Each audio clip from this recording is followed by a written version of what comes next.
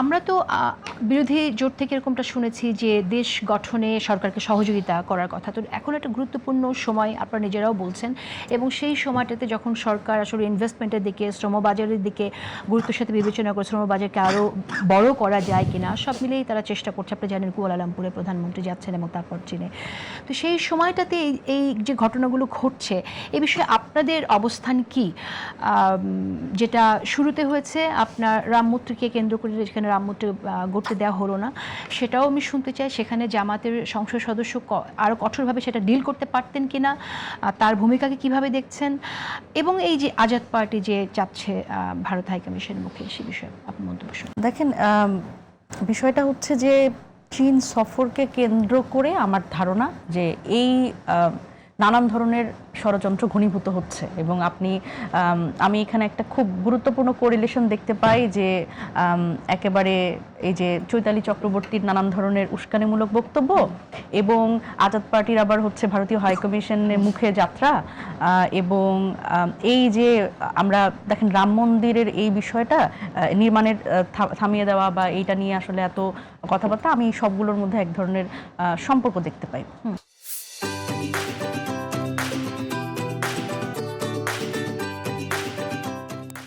আমাদের প্রথমেই আসলে একটু যদি আমরা দেখি যে এই চীন সফরটা কেন এত গুরুত্বপূর্ণ, কারণ সরকার চীন সফরে কি নিয়ে আলোচনা করবে, এখানে খুবই গুরুত্বপূর্ণভাবে যে বিষয়টা নিয়ে আলাপ হবে সেটা হচ্ছে তিস্তা মহাপরিকল্পনা এবং নিরাপত্তা সহযোগিতা এবং চীনা বিনিয়োগ। সুতরাং এই তিনটা বিষয় নিয়ে যদি বাংলাদেশ চীনের সাথে একটা সম্পর্ক তৈরি করতে পারে এবং এই সফরটা যদি সাকসেসফুল হয়, তাহলে সবচেয়ে অসুবিধা কাদের হবে, এইটা হচ্ছে সবচেয়ে গুরুত্বপূর্ণ। এবং কূটনৈতিক এবং ভূ রাজনৈতিক একটা নতুন সমীকরণ কিন্তু বাংলাদেশের সাথে তৈরি হবে চীনের। সুতরাং এই জায়গাতে কিন্তু আমি যদি বলি যে এখানে কিন্তু প্রথমেই চীন সফর নিয়ে অস্বস্তিতে পড়েছিল ভারত, কিন্তু সেই জায়গা থেকে কিন্তু এক ধরনের কুয়ালালামপুর হয়ে চীনে যাওয়ার একটা ব্যাপার, যে প্রথমেই ভারত সফর কেন করবে না বাংলাদেশ এই সরকার দায়িত্ব নেওয়ার পরে, এই ধরনের একটা কথা হচ্ছিল। এবং যেহেতু স্বাভাবিকভাবেই সরকার ভারত সফর করতে চায়নি, সেই জায়গা থেকে পরবর্তীতে অনুরোধ করা হয় যে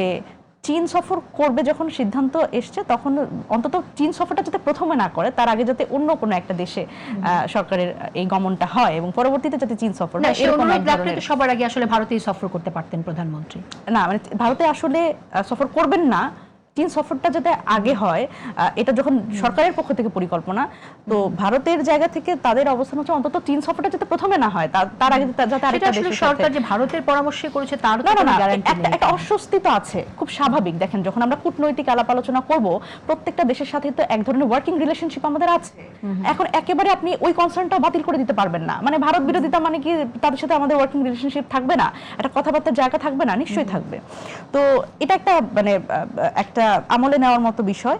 এবং দেখেন, এইখানে আমি যেটা দেখলাম আজকের রিপোর্টে, যে ইমাম ওলামা পরিষদের পক্ষ থেকে এই অপসারণের দাবি, রামমূর্তি অপসারণের দাবি, কিন্তু দেখেন রামমূর্তিটা নিয়ে কিন্তু বেশ অনেকদিন ধরেই কিন্তু আলাপ আলোচনা হচ্ছিল, কিন্তু হঠাৎ করে দেখেন এই বিষয়টা এই মুহূর্তে খুব প্রকট হয়ে উঠলো। এবং এখানে আমার কাছে আরেকটা বিষয় মনে হয় যে দেখেন, বাংলাদেশে কিন্তু মসজিদ মন্দির সব সময় ছিল, এবং এখানে কিন্তু একটা ধর্মীয় সম্প্রীতি এবং সহ অবস্থানের সংস্কৃতি বাংলাদেশে আছে সব সময়।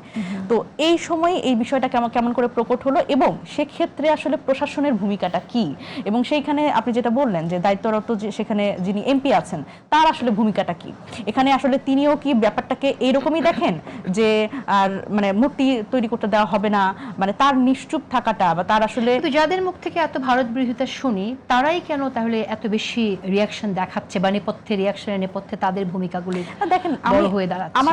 আমারও এটা প্রশ্ন আর কি। দেখেন, মানে এখানে মূর্তি তৈরি করা বা মন্দির ধরেন তৈরি করা, সাপোজ এটা আসলে ঠিক প্রসেসে হচ্ছে কিনা, that should be the question.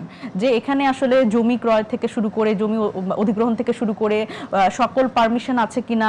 এখন এখানে তো বাংলাদেশে যে মূর্তি করা যাবে না এমন তো বিষয় না, কিন্তু এই জিনিসটাকে আসলে যতটা না এই বিষয়টা মানে সত্যিকার অর্থে প্রভাব ফেলছে মানুষের মধ্যে, তার থেকে বেশি প্রভাব ফেলানো হচ্ছে নানান ধরনের উস্কানিমূলক প্রচারণা দিয়ে, এবং যেটা কিন্তু মানুষকে ভীতিকর একটা পরিস্থিতির মধ্যে তৈরি করছে, যে এই যে বাংলাদেশ মনে হয় দখল হয়ে গেল। এবং এর সাথে সাথে দেখেন এই যে চৈতালি চক্রবর্তীর যে ধরনের কথাবার্তা, যে হিন্দুদের কিন্তু আমরা একটা আলাদা প্রদেশ তৈরি করে ফেলবো আমরা যারা, এবং শুভেন্দু দাদা তারা বলেছে যে শেখ হাসিনা প্রধানমন্ত্রী হয়ে আবার ফেরত আসবে, এই ধরনের কথাবার্তা কিন্তু এইগুলাকে আরো রসদ যোগায়। তো এই জায়গা থেকে আমি মনে করি যে এখানে সবচেয়ে আমার গাফিলতি মনে হয় যে এখানে যিনি আসলে সেই এলাকার এমপি এবং প্রশাসন কিন্তু চাইলেই সকল পক্ষকে নিয়ে বসে একটা মিটিং করে এখানে আসলে অসুবিধার জায়গাটা কোনটা এবং এখানে একটা আলোচনার মাধ্যমে সমাধান করতে পারে, কিন্তু সেটাও আমরা কিন্তু খুব বেশি তদারকি দেখছি কিনা এটাও একটা প্রশ্ন। সেখানেও কিন্তু আমরা মানে ওই এলাকায় মানুষজনকে অ্যাপিজ করার যথেষ্ট রকম প্রচেষ্টা করা হয়েছে কিনা, এবং এই যে মিস ইনফরমেশন ডিসইনফরমেশন এবং একটা ভীতিকর পরিস্থিতি মানে সাইবার স্ফিয়ারে হচ্ছে, এটাও কি বন্ধ করা সরকারের পক্ষ থেকে আসলে কি পরিকল্পনা? কারণ দেখেন সরকার তো আসলে বাংলাদেশে যদি আমি সাইবার সুরক্ষা আইনে একটা সংশোধনী নিয়ে আসবে সে বিষয়টা আমরা হ্যাঁ, কিন্তু আমি স্পেসিফিক বলছি যে এই বিষয়টা নিয়ে সরকারের পক্ষ থেকেও যদি একটা বক্তব্য আসতো যে এইটা নিয়ে আপনারা সাধারণ মানুষের জন্য যে এটা নিয়ে আপনারা আসলে উদ্বেগের কিছু নাই, জিনিসটা আসলে এটা এক ধরনের বক্তব্য যদি আসতো তাহলে কিন্তু স্বাভাবিকভাবে এইটার যে প্রকটতা আমরা এই মুহূর্তে দেখছি সেটা কিন্তু কমে আসতো। এবং আমার কাছে মনে হয় কি যে দেখেন যে বিএনপি সরকার কিন্তু বাংলাদেশে প্রথম না, মানে এইবারই তারা প্রথম নতুন সরকার ক্ষমতায় আসছে, ব্যাপারটা তো তা না।